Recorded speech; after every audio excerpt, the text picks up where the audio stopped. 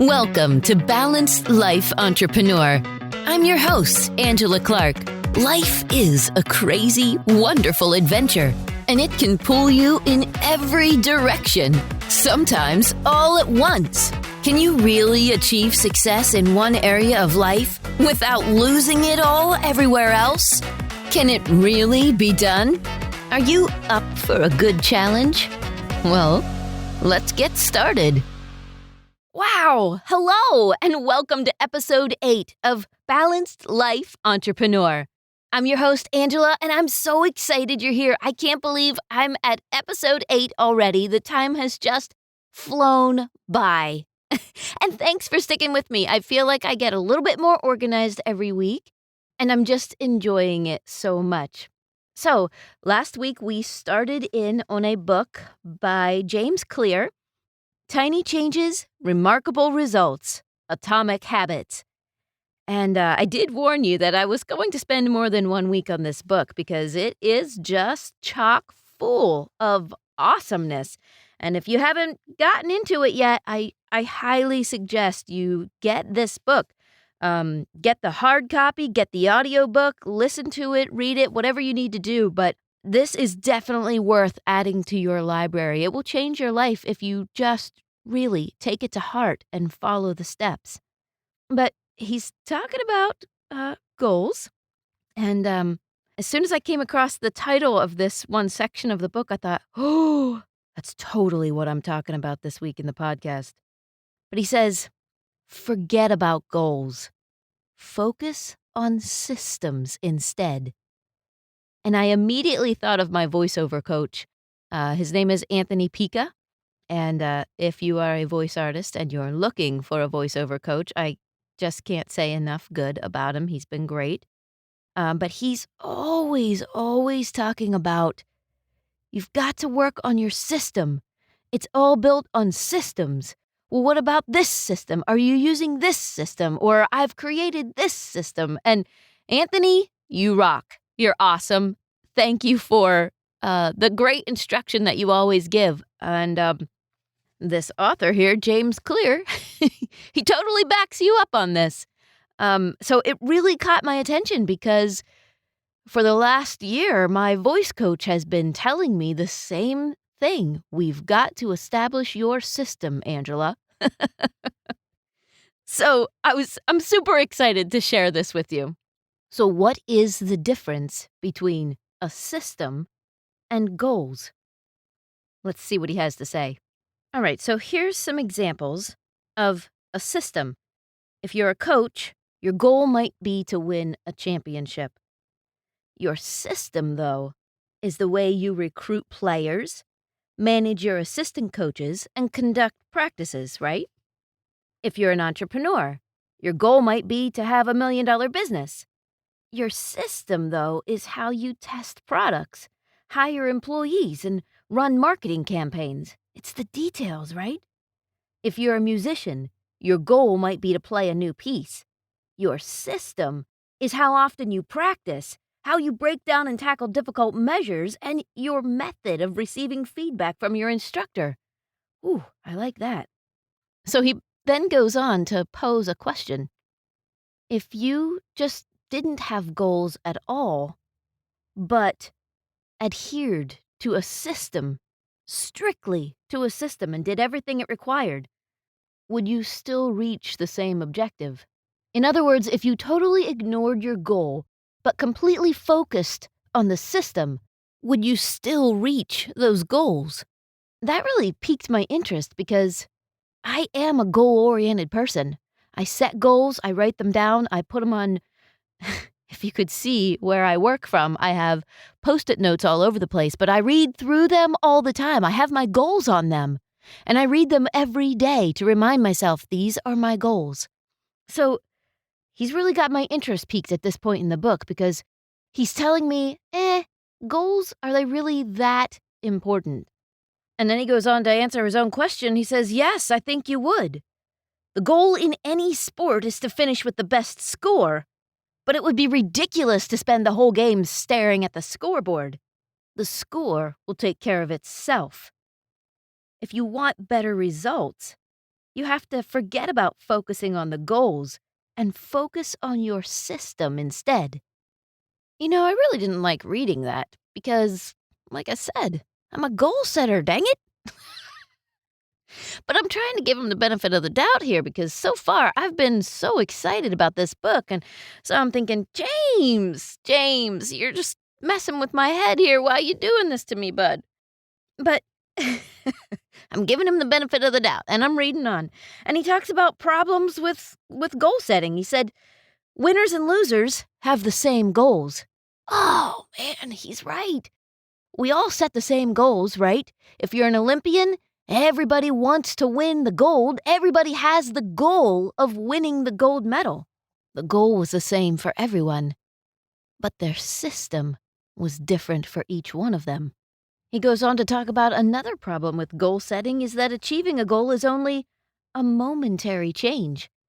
Lots of times when people reach and search and struggle and try to get to a goal and achieve a goal, after they've reached that goal, they're kind of lost because they focused so hard on completely obtaining that goal that they're not sure where to go after that. The whole purpose of setting goals is to win the game, but the purpose of building systems is to continue to play the game. True long-term thinking is goalless thinking, he says. It's not about any single accomplishment. It's about the cycle of endless refinement and continuous improvement. Ultimately, it's your commitment to the process that determines your progress. Now, ooh, man, did that have me thinking. It got me thinking about Tiger Woods. Now, I'm not a huge sports fan, I will admit, but anybody that's had that much success, you can't help but be inspired by their story. And I looked this up because I wanted to get it right, but I remember hearing him say, people don't understand that when I grew up, I was never the most talented. I was never the biggest. I was never the fastest. I certainly was never the strongest. The only thing I had was my work ethic, and that's been what has gotten me this far. And he's talking about his system. I know I've heard him talk about his dad had him practicing every day, because he was developing a system for him. It's just so cool. I just love reading something and then thinking, oh, yeah, I've heard somebody else's success story just like that. And then looking it up and finding it. I just love it. Anyway, and I got to share this stuff with you, right? Okay, so quickly back to the book. He says, if you're having trouble changing your habits, the problem isn't you. Ooh, tell me more here. The problem is your system. Bad habits repeat themselves again and again, not because you don't want to change, but because you have the wrong system for change. You won't rise to the level of your goals. You'll fall to the level of your system. Ooh, man, that's a good one. So how can we develop a system? Now, to use myself as an example, I decided back in January that I was going to start going to the gym.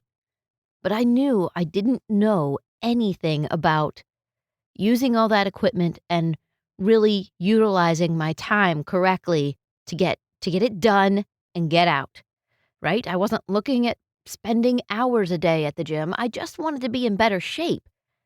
So I sought out a trainer at the gym. That's what we do in every area of life, right? We seek out somebody, a mentor, a coach, the trainer at the gym, somebody who knows more than we do to help us set up that system. So I sought out the trainer and I told her, look, this is the amount of time I'm willing to give every day. This is how many days I'm willing to come in. This is what I'm willing to do. Please get me set up on a system. And she did. And I follow that system even when I don't want to, but I follow the system. I'm sure Tiger Woods didn't want to go out there every day and practice, but he followed his dad's system, right? Until it became his own system. And now when I go to the gym, I don't have to pull out that chart anymore to follow her guidelines.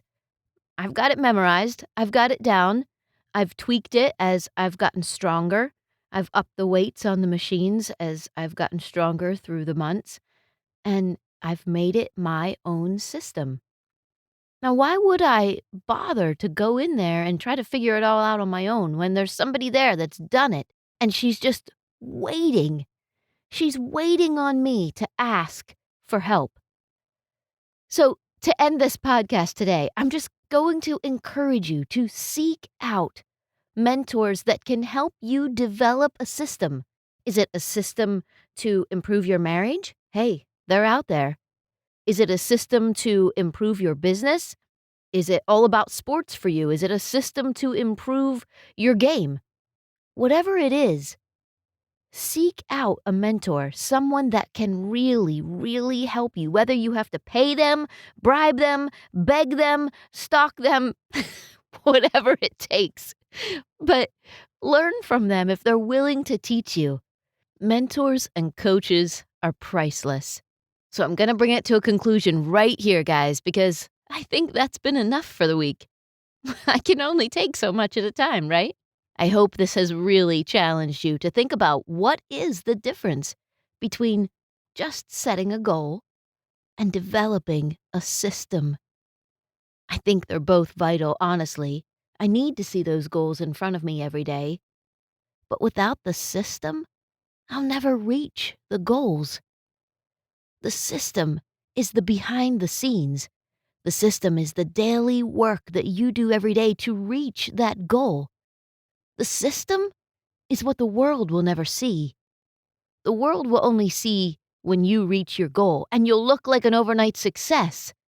And they'll say, wow, how did you do that? Right? Isn't that how it always is? But that's when you sit back and realize it was your system. It was the work every day, the little habits, the big changes, the little changes that all add up into that amazing system that you develop for your success. I'll see you next week. And hey, don't forget to like and subscribe, and please leave a comment. Let me know what your thoughts on all this goals versus systems thing is. I'd love to hear from you. Now go, develop that system, pester that mentor. They'll appreciate it. And go after each and every goal in your life, one step at a time.